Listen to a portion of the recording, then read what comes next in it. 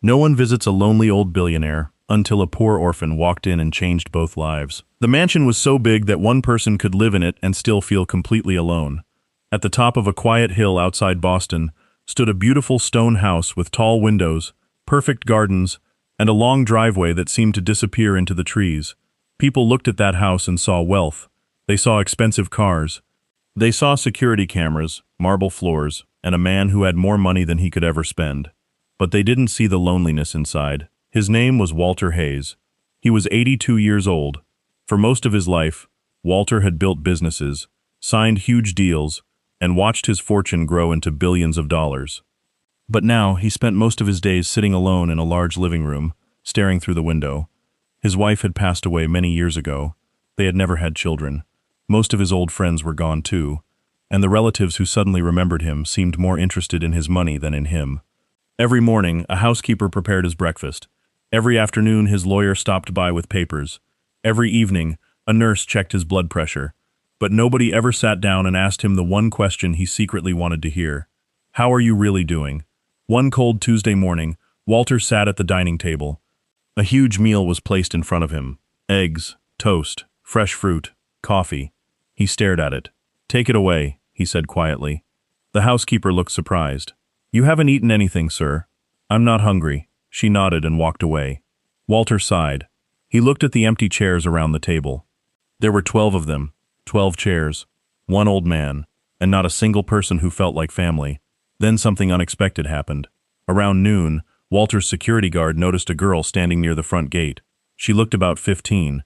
Her clothes were old and slightly too big for her. She had a small backpack hanging from one shoulder. Her shoes were worn. She looked tired, but there was something unusual about her.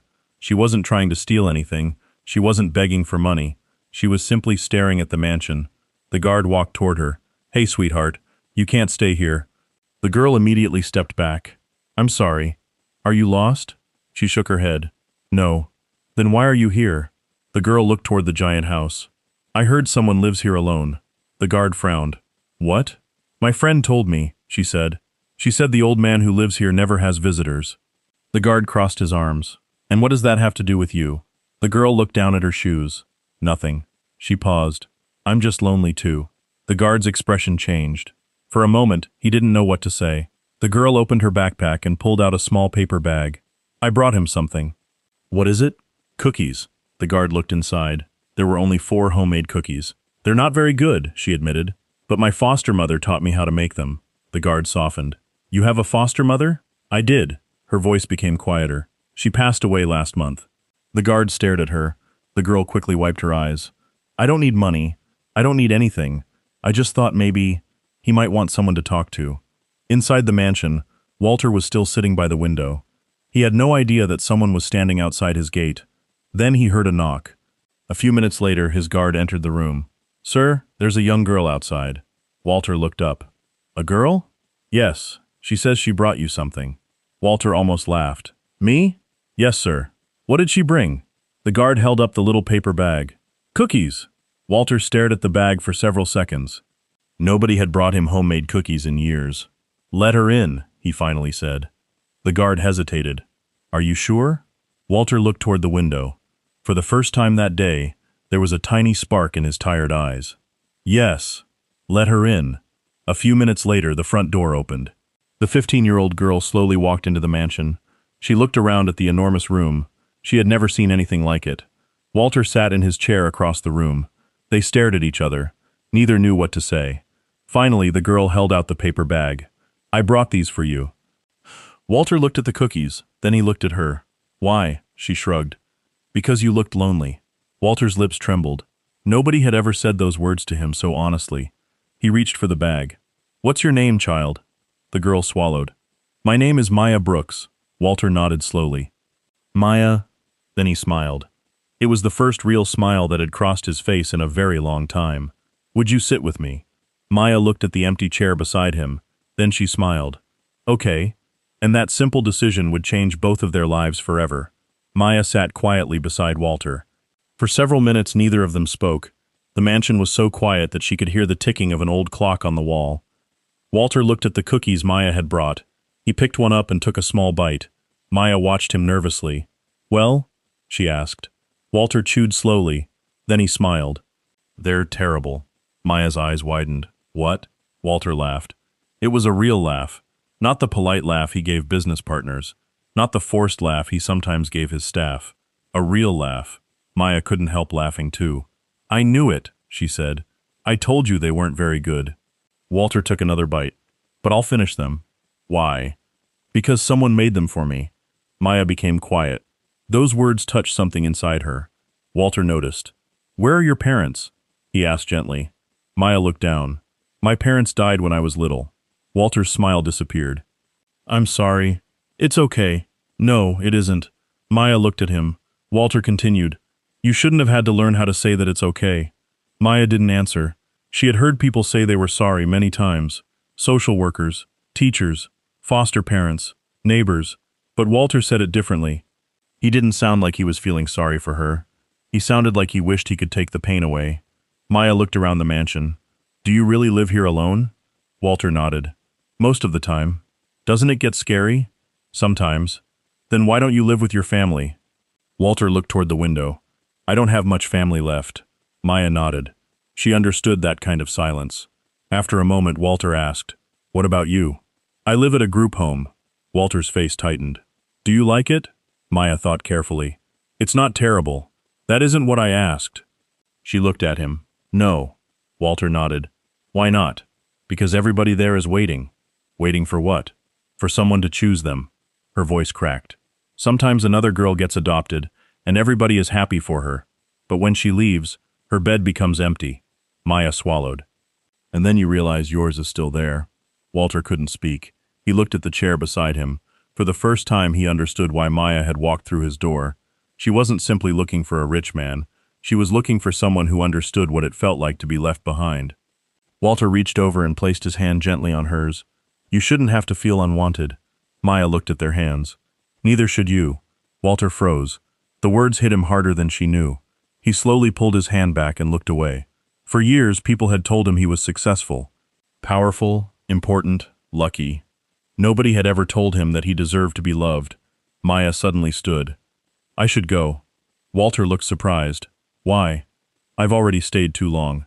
You've been here less than an hour. Maya smiled. That's long for somebody like me. Walter shook his head. Wait, she stopped.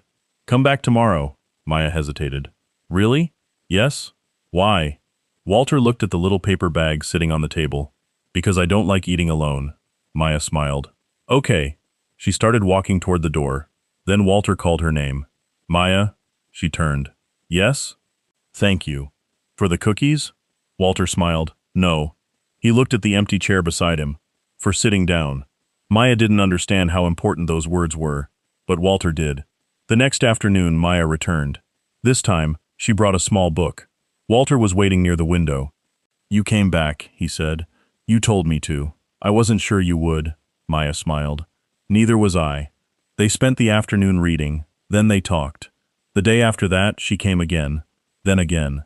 Soon, something strange began happening in Walter's enormous mansion. The kitchen started making smaller meals. The dining room stopped feeling completely empty. The old clock didn't seem so loud, and Walter started looking forward to tomorrow. But not everyone was happy about Maya's visits. One evening, Walter's longtime lawyer, Mr. Collins, arrived unexpectedly. He watched Maya laughing with Walter from across the room. His expression became serious. Later, when Maya went to get a glass of water, he leaned toward Walter. Sir, I need to warn you. Walter frowned. About what? That girl. Walter's face hardened. Maya? Yes. She's a child. I know. That's exactly why I'm concerned. Walter stared at him. Mr. Collins lowered his voice. You're 82 years old, sir. You're one of the richest men in this country. People will assume she's here because of your money. Walter stood slowly. She hasn't asked me for a single dollar. Not yet. Walter's eyes narrowed. You don't know her, and neither do you. The room became silent.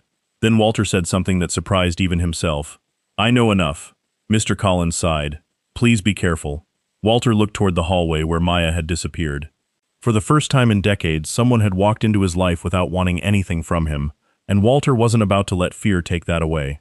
But neither of them knew that Maya's visits were about to uncover a secret from Walter's past, one that would change everything they thought they knew about his lonely life. The next morning, Maya almost didn't go to Walter's house. She stood outside the group home with her backpack on her shoulder, staring at the road. Something about yesterday had stayed in her mind. Mr. Collins' warning, the way he looked at her, the feeling that maybe she didn't belong in Walter's world. Maya had spent most of her life being told where she belonged. She belonged in foster homes. She belonged in group homes. She belonged wherever someone had an empty bed. She had never belonged anywhere because someone actually wanted her there. Still, she remembered Walter's words. Come back tomorrow. So she went. When she arrived, Walter was sitting in the garden. He looked different. He was wearing a sweater instead of his usual suit, and there was a cup of coffee beside him. When he saw Maya, his face brightened. You're late. Maya smiled. I'm sorry. I almost didn't come. Walter's smile disappeared. Why? She sat across from him. Your lawyer doesn't like me. Walter sighed. Mr. Collins worries too much. He thinks I'm here because of your money. Walter leaned back. Are you? Maya looked offended. No. I know. She smiled. Then why did you ask? Because sometimes old people enjoy asking foolish questions. Maya laughed. Walter laughed too. For the next hour they talked about school, movies, food, and the strange things they both disliked. Maya discovered that Walter hated tomatoes. Walter discovered that Maya loved pancakes. She told him she wanted to become a nurse one day. Why a nurse? He asked. Because when my foster mother was sick, a nurse stayed beside her all night. Maya looked down. She held her hand when nobody else was there. Walter was quiet. That nurse made me understand something. What? You don't have to be family to care about somebody. Walter stared at her. Those words stayed with him. That afternoon, Maya noticed an old photograph sitting on a shelf. It showed a much younger Walter standing beside a beautiful woman and a little boy. Maya picked it up carefully. Is this your family? Walter looked at the photograph. His expression changed immediately. Yes. Your wife? Yes. And your son? Walter's eyes became wet. He was my younger brother. Maya looked confused. You said you didn't have much family left. I don't. What happened? Walter didn't answer. He gently took the photograph from her hands. My brother died when he was 17. Maya's voice became soft. I'm sorry. Walter nodded. He was the kindest person I ever knew. He stared at the photograph. We grew up poor. Very poor. Maya looked surprised. You? Walter chuckled. Believe it or not, yes. He pointed toward the picture. My brother always dreamed of becoming a doctor. I wanted to build a business. What happened? I left home when I was 20. His voice became heavy. I thought money could solve everything. Maya sat quietly. Walter continued. I worked every day. I became successful. Then more successful. He looked at the photograph again. But while I was building my empire, I missed something. What? My brother needed me. Maya didn't interrupt. Walter's eyes filled with tears. He got sick. I was away on a business trip. He swallowed hard. When I finally returned, he was gone. Maya reached across the table and held his hand. Walter didn't pull away. I never forgave myself. Maybe he would have forgiven you, Maya whispered. Walter looked at her. You think so? I think people who love us don't want us to spend the rest of our lives hurting. Walter looked down. A tear rolled slowly down his cheek. Maya gently wiped it away. You don't have to cry alone anymore. Walter closed his eyes. For years he had paid doctors to keep his body alive. He had paid lawyers to protect his fortune. He had paid employees to take care of his house. But a 15-year-old girl had given him something money could never buy. Comfort. That evening, Walter asked Maya to stay for dinner. She agreed. They sat at the huge dining table. But this time, Walter didn't sit at the head alone. Maya sat beside him. For the first time in years, the 12 chairs didn't feel empty. Then Walter noticed something. Maya was staring at the old photograph again. What is it? He asked. She pointed to the corner of the picture. There, Walter leaned closer. Behind his brother stood a little girl. She was barely 5 years old. Walter's face suddenly went pale. He grabbed the photograph. Where did you see her? Maya looked confused. Who? Walter pointed at the little girl. Her. Maya studied the photograph. I don't know. Walter's hands began to shake. That girl. He stared at the picture as if he had just seen a ghost. That girl disappeared 30 years ago. Maya's heart began pounding. Who was she? Walter slowly looked at her. My brother's daughter. The room went silent. Walter looked back at the photograph. Then at Maya. And for reasons he couldn't explain, something about the girl's face suddenly seemed familiar. Very familiar. But before he could say anything, the front door opened. Mr. Collins walked into the room, carrying a thick folder. "Walter?" he said urgently. Walter turned. "What happened?" Mr. Collins looked at Maya, then back at Walter. "We found something." He placed the folder on the table. "Something about your brother's missing daughter." Maya stared at the folder. Walter slowly reached for it, and neither of them knew that opening it would change their lives forever. Walter stared at the folder on the table. For a few seconds he couldn't bring himself to open it. His hands were shaking. 30 years ago, his younger brother had died, leaving behind a little daughter named Lily. She was only 5 years old. After the funeral, everyone searched for her. But Lily had disappeared. Some believed she had been taken by a relative. Others believed she had been placed into the foster system under another name. Walter had spent years paying private investigators to find her. Nothing. Eventually, he stopped searching. Not because he stopped caring. Because every year that passed made him believe she was probably gone forever. Now Mr. Collins was standing in front of him with a folder. "We found a record," he said. Walter opened it. Inside were old documents, photographs, and a copy of a birth certificate. Maya watched quietly. Walter turned the pages, then he stopped. His breathing changed. Her name was Lily Brooks. Maya froze. "Brooks?" Walter looked at her. "Yes." Maya's face became pale. "My last name is Brooks." Nobody spoke. Mr. Collins slowly looked at Maya. Walter looked at the photograph again. The little girl in the picture had the same dark eyes, the same small smile. Even the tiny birthmark near her left eyebrow looked familiar. Walter's hands began trembling. "Maya," she swallowed. "What? What's your mother's name?" Maya stared at him. "I don't know my biological mother's name." "What about your father?" "I don't know him either." Walter stood. "Where were you born?" Maya told him the name of the hospital. Mr. Collins immediately opened another document. His eyes widened. "Walter, what?" "The dates match." Maya's heart began pounding. "What does that mean?" Mr. Collins looked at Walter. "It means we need a DNA test." Walter slowly sat down. Maya stepped backward. "No." Walter looked at her. "No?" She shook her head. "I don't want to get my hopes up." Her eyes filled with tears. "People have told me before that maybe someone would come for me." She wiped her cheek. "They never did." Walter stood and walked toward her. "I won't promise something I don't know yet." He paused. "But I promise you this." He gently placed his hand on her shoulder. "Whatever that test says, you will never have to wonder whether you matter to me." Maya broke down. Walter pulled her into his arms. She cried against his chest. For the first time in her life, she wasn't crying alone. A week later, the results arrived. Walter refused to open the envelope without Maya. They sat together in the living room. Mr. Collins stood nearby. Walter looked at Maya. "Are you ready?" She shook her head. "No." Walter smiled sadly. "Neither am I." He opened the envelope. His eyes moved across the page, then stopped. He couldn't speak. Maya stared at him. "What does it say?" Walter covered his mouth. Tears rolled down his face. Mr. Collins took the paper and read it. He looked at Maya, then smiled. "She is your brother's granddaughter." Walter closed his eyes. For a moment, the billionaire disappeared. There was only an old man who had just found the family he thought he had lost forever. He stood and walked toward Maya. "Your family," he whispered. Maya began crying. "Really?" Walter nodded. "Really." She threw her arms around him. Walter held her tightly. "I spent 30 years looking for you," he whispered. "I didn't know anyone was looking." "I was!" Maya cried harder. Walter kissed the top of her head. "I should have found you sooner. You found me now." Those 4 words broke something open inside Walter. He had spent his life thinking his greatest achievement was becoming a billionaire. He had been wrong. His greatest blessing was standing in his arms. That evening, Walter did something he hadn't done in years. He asked the cook to prepare dinner for 2. Then he changed his mind. "Actually," he said, smiling, "make enough for 10. Maya laughed. "Why?" "Because this house has been empty for too long."